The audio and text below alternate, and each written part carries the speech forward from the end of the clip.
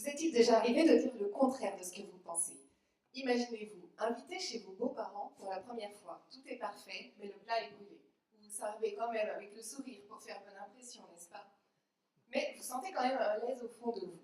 En psychologie sociale, on parle de décalage entre vos attitudes implicites, ce que vous ressentez intérieurement, et vos attitudes explicites, ce que vous dites ouvertement. En fait, plus le contexte est régi par des normes, comme la non-discrimination à l'école, et plus il est difficile d'exprimer des opinions contraires à ces normes. Par exemple, un enseignant ne peut pas dire qu'il est mal à l'aise face à un élève en situation de handicap. Or, depuis la loi de la refondation de l'école, l'inclusion scolaire, c'est-à-dire l'accueil de tous les élèves dans les classes ordinaires, est un fondement du système éducatif français.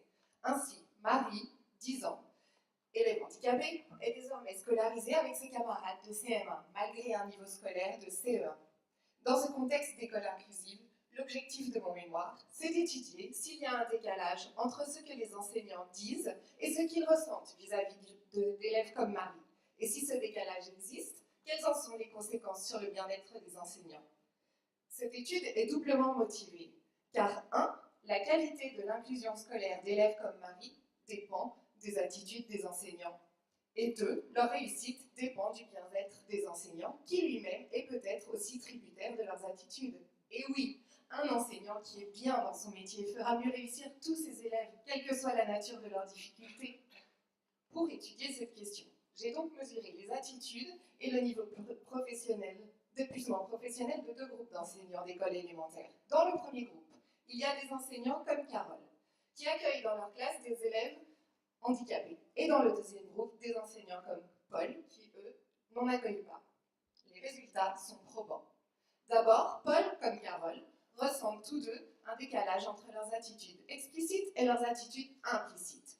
Autrement dit, ils parlent positivement de Marie, mais ressentent un préjugé négatif implicite envers ce type d'élève. Mais, pour Carole, il y a une forte relation entre ce ressenti et son niveau d'épuisement émotionnel. Autrement dit, plus elle ressent de préjugés implicites négatifs et plus elle se sent épuisée. Cette étude, rare en France, pointe vers un enjeu pour nous, enseignants. Prendre conscience de notre propre ressenti face au handicap et mieux accepter les différences. Nous, enseignants de demain, serons porteurs de cette école inclusive. Comment allons-nous accueillir des élèves comme Marie dans nos classes?